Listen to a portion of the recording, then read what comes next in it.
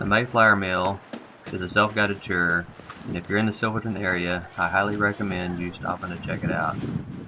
This is just a small fraction of what they have to offer here.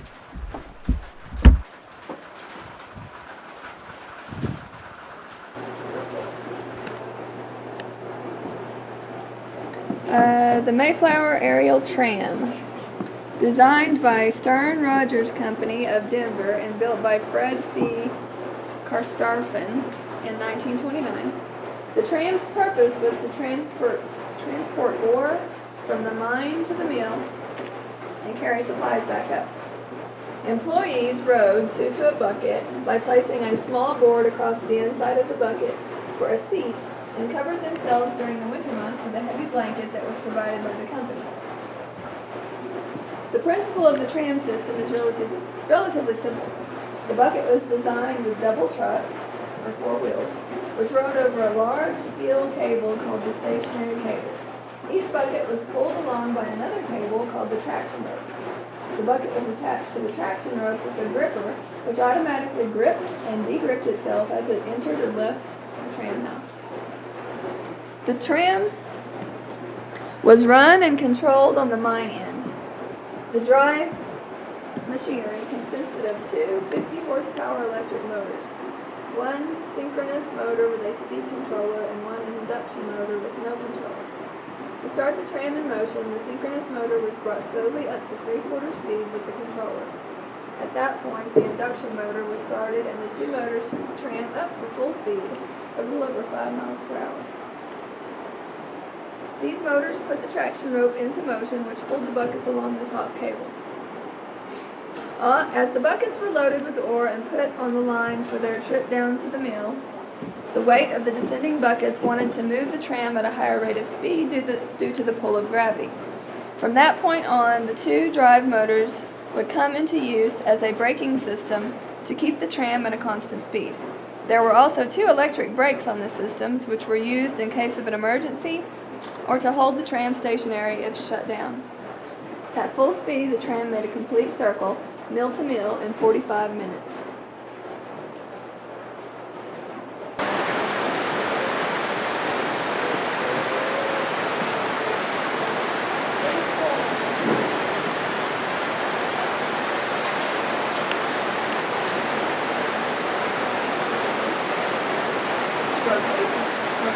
For the two different sizes used.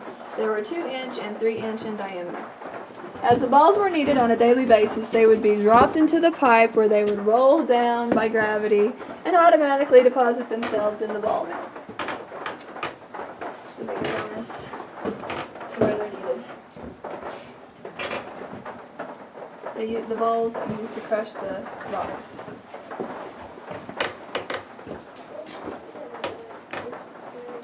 Hey, I found some balls down here.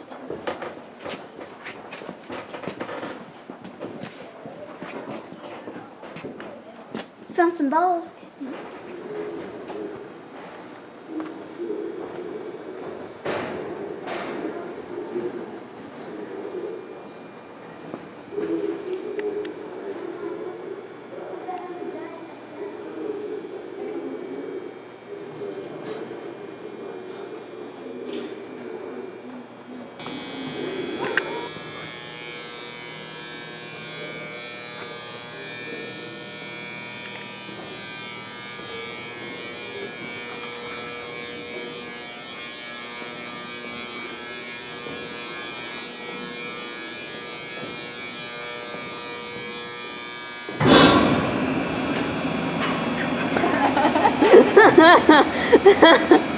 Look at that. It was one of only 3 motors of this type produced. Of the 3, it is the only one known to still exist. In the 1970s, the company was approached by several General Electric engineers and a Smithsonian representative in regards to purchasing the motor for removal to Washington, D.C. Fortunately, the local management declined the offer, leaving this original piece of mill machinery here for all to enjoy. Okay, up the stairs. Wait. Oh, no. No.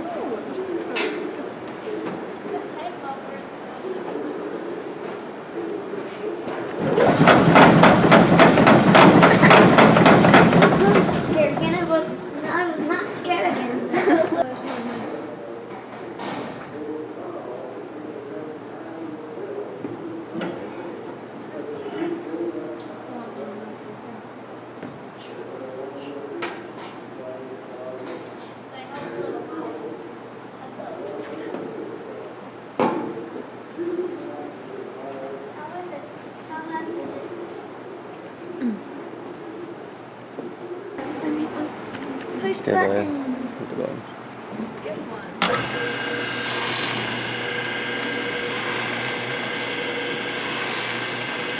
Okay. I'm just gonna stick with one shot. Right.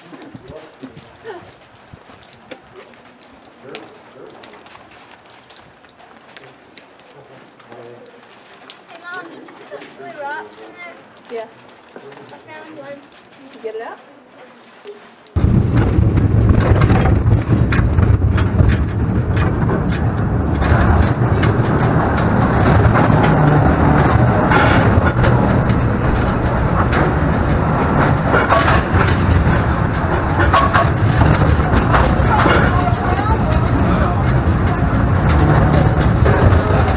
Guys, no wasn't necessary.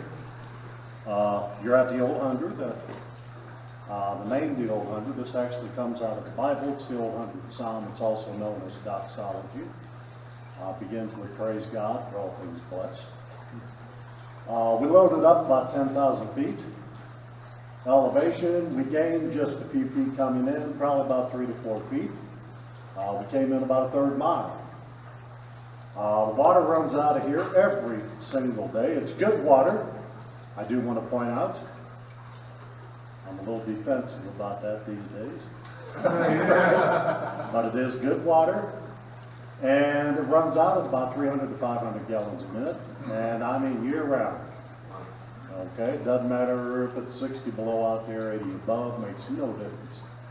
Also, 47 degrees in here. Now that does vary by about 1 degree up or down throughout the year, but not much more than that. Now 7 levels here in this mountain. We're on the very bottom, 6 levels overhead. This level went in late 1960s. Very unproductive level. And by 1971, the operation was shut down.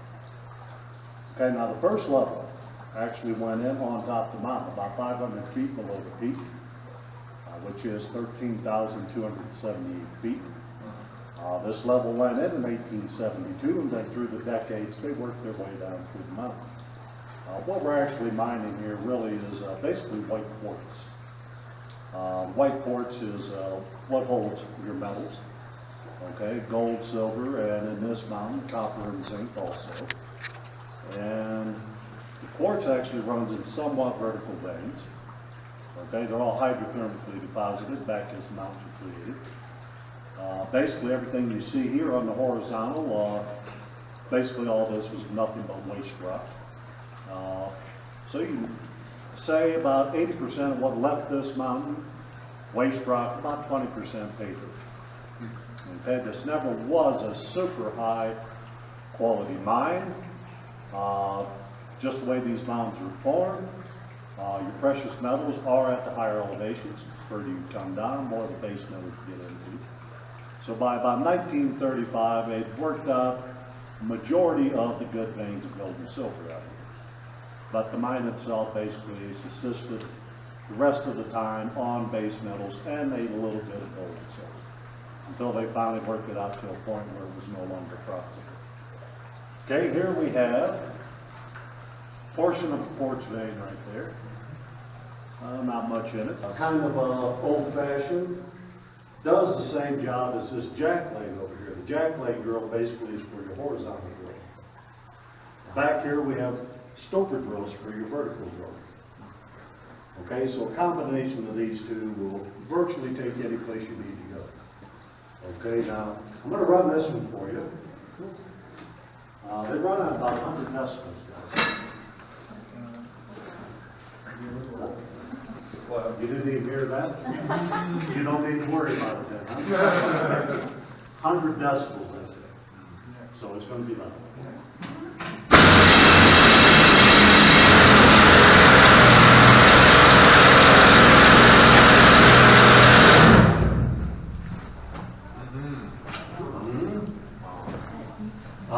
Now, I kind of have to imagine, of course, one drill. You're going to get many more than that. Lighting through the years, a lot of big changes in that also. One is you started out with this back in the early days. Then mid-1870s in this area, you get into carbide.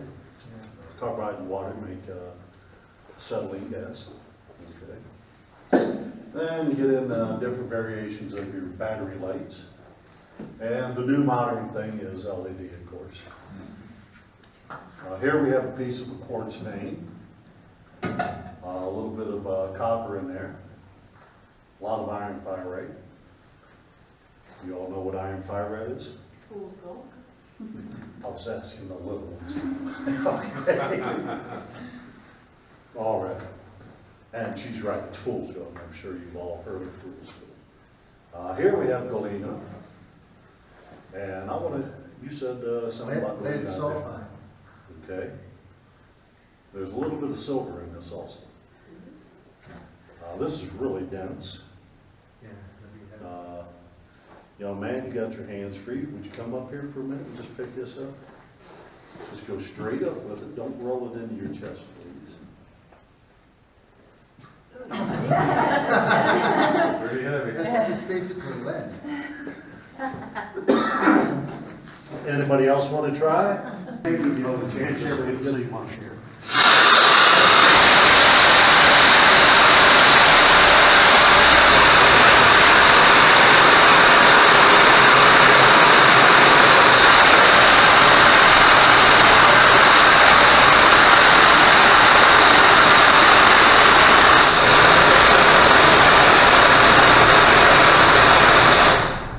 And you can see with the 6-foot wide bucket, you can move a whole lot. Let me give you a bit of an explanation of what it is. It's what we call a bucket bucket. It's actually manufactured as a rocker shell, but nobody calls it that. It rotates not quite the whole 90 either direction, but it does rotate, so it's on a small turn. And it basically is like well, it's like a little skid steer, a little front end loader, bobcat, whatever you want to call it. You gotta have material in front of you. You gotta have an empty behind you. You just run up, get a bucket of material, you come back, bucket swings full over, and that's how you go around. I'll just show you what it does. This is gonna make a lot of noise.